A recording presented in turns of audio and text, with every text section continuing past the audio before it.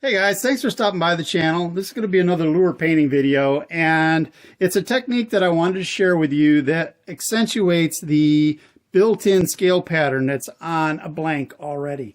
So you can see the lure here on the left is straight out of the package. That's how they look. And I think you can agree that it's difficult to see that scale pattern. And the lure on the right, I've treated, and that scale pattern becomes way more accentuated. Okay, so you can see straight out of the package, treated. Now you could say, well, yeah, Pat, that's really dark. Well, I'm going to paint over the top of that, and I'm going to paint over it with a pearlized white, and that'll be later on in the video. And what'll happen is that pearlized white is quite translucent, and that dark pattern will shine through, and everything else will brighten up a bit. It'll still be a little bit darker than the straight out of the package blank, but you'll definitely be able to see those scales better. All right, now the reason why I do this is that most of the time a lure is above the fish when they're going to strike it. And so when it's above the fish, light's going to be shining through it. And when light is shining through it, this really pops because the lines between the scales are obviously opaque black, and they stick out a lot more obvious. So light should pass through a fish, and so I think it just looks a whole lot more natural if you have light coming through your blanks when you're fishing them. So I've gotten to the point where I'm not using any opaque whites as base coats. I'm taking the blanks just as they come out of the box. I treat the scales like shown here, and I'll go through that technique. And then I paint it with strictly translucent colors. And most of the baits that I use, that's how I'm now painting them. All right, let's go over how I add the black to the scales. I just stick my finger in some black paint and I just rub it on there like that. This is really sophisticated stuff.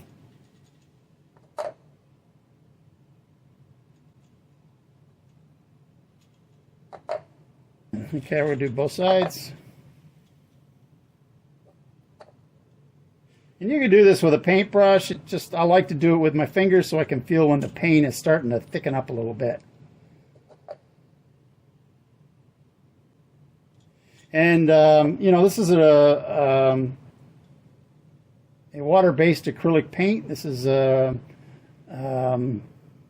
Createx paints, airbrush paints. And so I'm not too worried about getting VOCs absorbed through my skin. All right, you can wear a glove if you're concerned about it. All right, then the next step that I do is I just wipe that off with a rag. And that's not the best thing.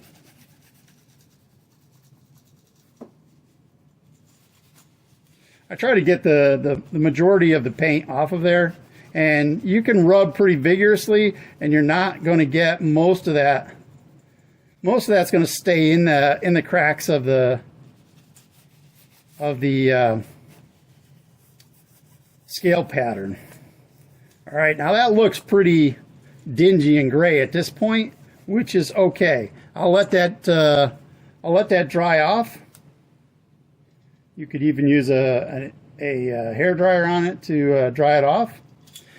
And then once that's dried off a bit, I'm going to use a little denatured alcohol, not rubbing alcohol, denatured alcohol, and I'm just going to put a little bit of that on a rag, not a lot, just a little bit. Basically what you want is the rag to be slightly damp, and that'll be enough of the denatured alcohol moisture to pull the film off of the outside of the blank while leaving the black still in the crevices of the scale pattern. And the more you rub it, the cleaner you can make it. You'll see the ones that I'm ready to paint with here in a second, and you'll see that it's really just a scale pattern that you end up with. So each one of these blanks obviously has a different texture in its scaling pattern, but you get the same sort of thing, right? So the lateral line on this one's really quite distinct, which is nice. Whereas this guy here I think it's because it's not very deep. It didn't retain the paint very well, but it's there. And the same goes with this guy. I think the way I wiped it, or the depth of it, it's minimized. All right, well, we're going to start painting these guys, and I'm going to do something different. I'm going to paint a lot of the pigment underneath the white that I'm going to paint. And the white that I'm going to paint is mostly translucent, so I expect it to shine through a bit. I'm going to be really subtle in the paint that I lay down, because I want these to look like a standard bait fish, a minnow, shad maybe. All of these paints I'm going to make relatively translucent. I'm going to do that with this acrylic glazing. It creates a high gloss, but it is also a clear medium, so I'm going to use that. I use water to thin all my paints. It works fine. Don't spend your money on paint thinners. All right, we're going to start with this pink, and I've already shaken it up a bit, and then from this, I'm going to add a little of this acrylic medium. And don't freak out, this looks white, but it dries clear. That should give me quite a translucent color, and I think these fluorescents are already a bit translucent. A couple drops of water and a vigorous stir. Now I know that you experienced airbrushers are freaking out because I'm mixing the color in the brush, but it's okay. It works. You won't get a perfectly consistent color, but you know what? Nature's not consistent, and these fish live in nature, so I'm not too worried about it. I think my brush needs to be cleaned a little bit. We'll do that after we do this pink. All right, so I'm going to add this pink color up around the cheeks here and in the belly area on all of them, and then I'm also going to add some to the back. I'm not sure why I made that choice. It's just kind of what I was thinking would look good.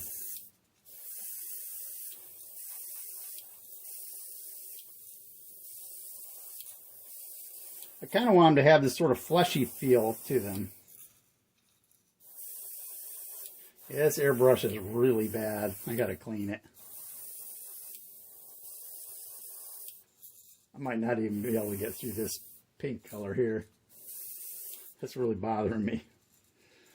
All right, so that's kind of what I'm looking for. And that looks pretty pink, but when I spray over the top of it, it won't be. All right, here's the real reason why I picked that pink color. So I want the minnow to look normal, like a healthy minnow. But when the light shines through it just right, the bass is going to be able to see, oh, look, the head and the tail, they've got some sort of injury. It's inflamed. And that fish isn't going to be able to evade me as easily as the other healthy minnows. So I'm just going to eat this one. I'm going to single them out and eat this one. And that's what's going to trigger them. Well, at least that's my thought anyway. All right. Brush is clean. Now we're going to go with this color right here, which is fluorescent yellow. Do the same thing. We're going to add a little bit of the acrylic medium. And again, freak out our airbrush enthusiasts and mix it right in the cup here. All right, now what I'm going to do is I'm going to spray the center portion here, and they're going to get a little overlap. That's okay.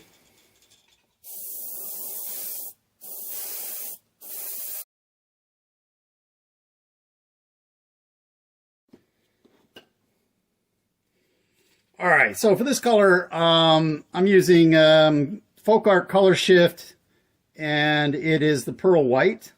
And again, I am going to reduce this with the acrylic medium just because I want it to have a translucent quality. I want to be able to layer the color on there till I get a finish that I like. And if I have to do the layering 5 times, well, then that's what I'll do. But it's a whole lot easier to put 4 layers on and get it right than it is to put 1 layer on and screw up all your blanks. So I like to take baby steps. Well, I don't really have the patience, but I have found that it's the best way not to screw up. All right, so I'm just going to spray it right over the top of all this, and it's going to mute down these colors, which is exactly what I want. And you can see that almost instantly it's got a different kind of sheen to it.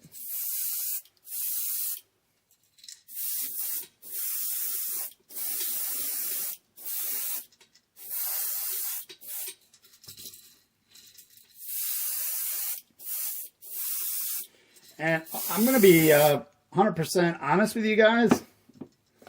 I've never done this before. I've never used this particular paint pattern, so I have no idea how it's going to turn out.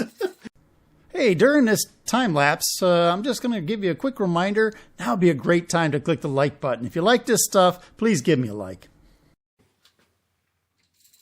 Okay. I like the way that turned out. I think that this pink color here that's in the tail section and the head section, that looks like a bait fish that's not had a good day. You know, like he's got some irritation in his tail and in his head. And, you know, I've caught perch that when you bring them in, when they're stressed, they've got blood vessels popped in their face and in their gill pattern. And, you know, they just don't look great. And, you know, I think this has a sort of the look of maybe a really sick perch because of the yellowish greenish color in the body, and then obviously the irritated pink look on the face and tail. I think that's fantastic. Now the next thing I'm going to do is I'm going to put a blue stripe across the top. Most bait fish have like this iridescent blue sort of tinge on their shoulders, and so I'm going to do that, and then I'll finish it up with a really dark brown line down the back, and that will mute down the blue a little bit and also give it that you know, that sort of warm minnow top color. So that's what we're going for. And back to what I was saying about the colors not mattering. Well, they do matter if you're selling this stuff, right? Because you're not trying to convince a bass to eat it at that point. You're trying to convince a consumer to buy it. So that does matter. But I'm not doing that. I'm going to fish with these. So it's going to be what I want it to look like. And I am thrilled to death with that color. I'm going to mix this color up slightly different. I'm going to use my standard. This is a color I mixed up to put on my minnows. It's a purple color. I like that color. It's kind of what I envision is on the shoulders of most bait fish. So that's what I'm going to use. But I want to make that transparent as well. The thing is, one of the things I really like is this color, which is hot rod blue. And you can see where it dribbled down the edge, it's got this bluish purple color. And I could just spray that and I might get a similar color to what I'm actually looking for. But I can also use this as a transparent medium, which is what I'm going to do, so that I have some pigment and I can make it translucent. So a little bit of purple in there and a whole lot of this hot rod sparkle. All right, and of course I'm going to water it down a bit. All right. Oh, that's just gonna be spectacular. All right, let's start with this guy here.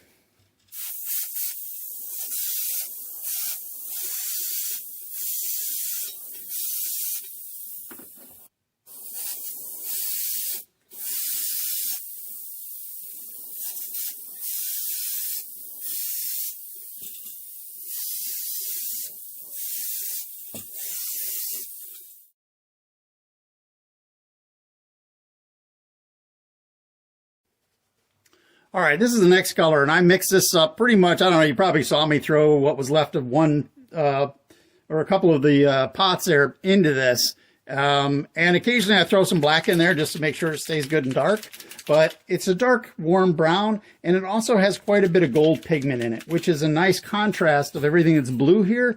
So it really gives you that that contrasting color that you see when you're looking at a bait fish. Like if you look at this bait fish, we've got the purple that runs along the shoulders here, and then where it overlapped with the pink, you get a different hue of purple, and then where it overlaps the yellow, you get another color, and that's kind of what you're expecting to see in a bait fish. And the other nice thing about this is you get that blue shiny sheen that you often see on a bait fish. So that's the best way I've been able to duplicate a bait fish. I just think that looks fantastic.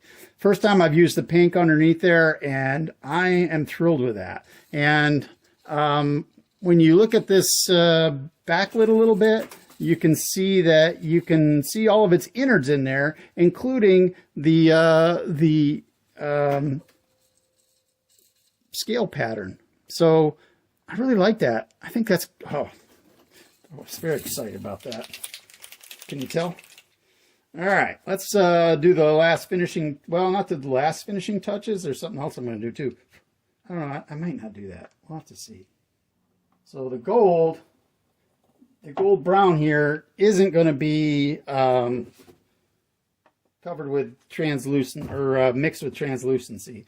I want this to be relatively opaque. So you can see that's the color, and we're just going to do a little bit down the back if we can.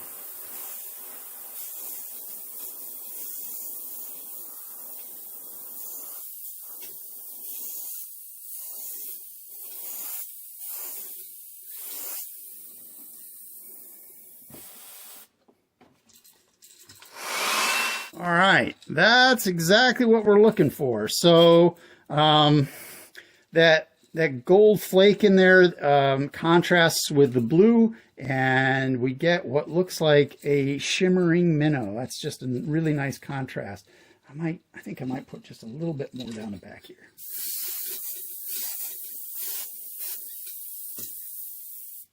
And I'm sure a lot of you are saying, well, Pat, I should have some black in it. You know, there's not really anything in nature that's completely black. Take a piece of black paper with you the next time you catch a fish and put it next to its back. It's not black at all. Now, you could use black because it makes a fish stand out a little bit more and makes it easier for the fish to find them. But I fish in like super clear water, and so you want it as close to nature as you can possibly get it. And that's not black. All right, that's it. That's the minnow. Well, actually, I'm going to put in a lateral line in there as well. I'm going to darken that up. And it's just one of the things that I always do. I like that. I see it on a lot of the bait species that you'll find in the waterways. So I always like to have that pronounced lateral line.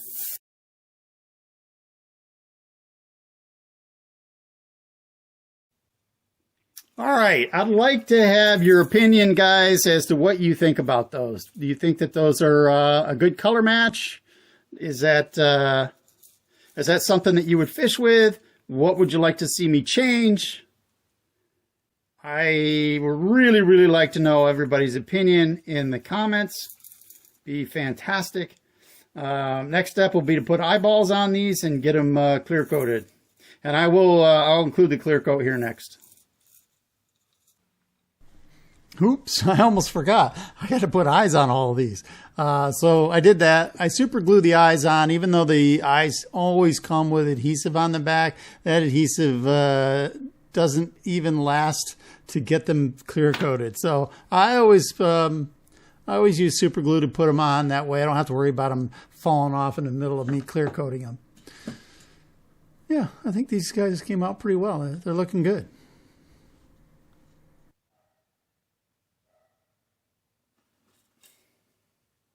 Look at that. That's nice. I'm really thrilled with these guys, the way they turned out.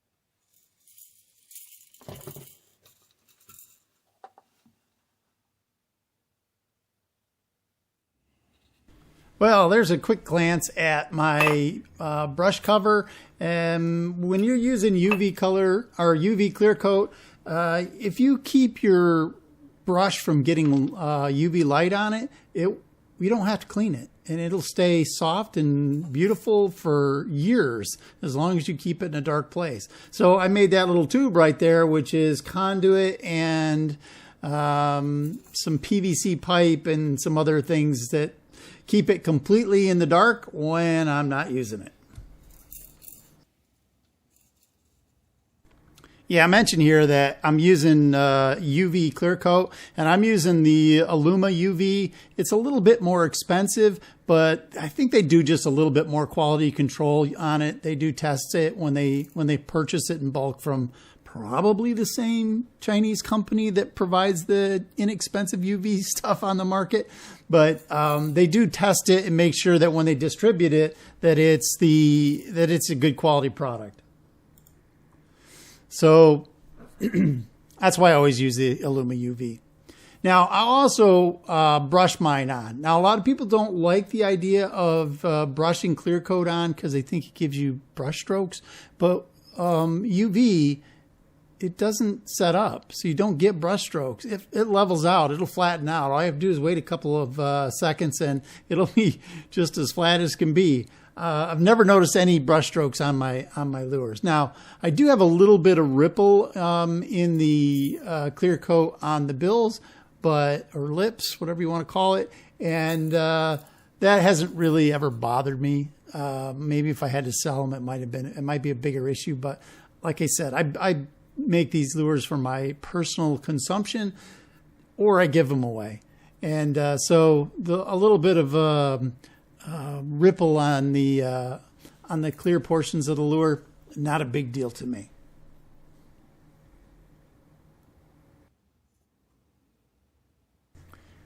Now, once I finish brushing the clear coat on, I just hang them in my little box here, and it's 4 light bulbs that I got off of Amazon. If you want to know the specifics about it and how it works, all that good stuff, I do have a video on it that describes my light box here, so you can do that. And looking in there is probably not the best thing long term for your eye health, but I don't do that very often, and they are party lights, so it's not like they have super strong UV. All right, just so you know, I took these lures to use in pre-fishing and also in the tournament for the Lake Stevens tournament, and I ended up getting 3rd place. And I was one of 2 guys that caught 5 fish on that tournament. So yeah, I guess they work all right. And I also caught more fish than I ever have on Lake Washington on a separate trip. So yeah, really pleased with these guys. They seem to be quite functional. All right, well, that's about all I got for you. Appreciate you guys stopping by. Please like, subscribe, and share, all that good stuff. And have a great rest of your day.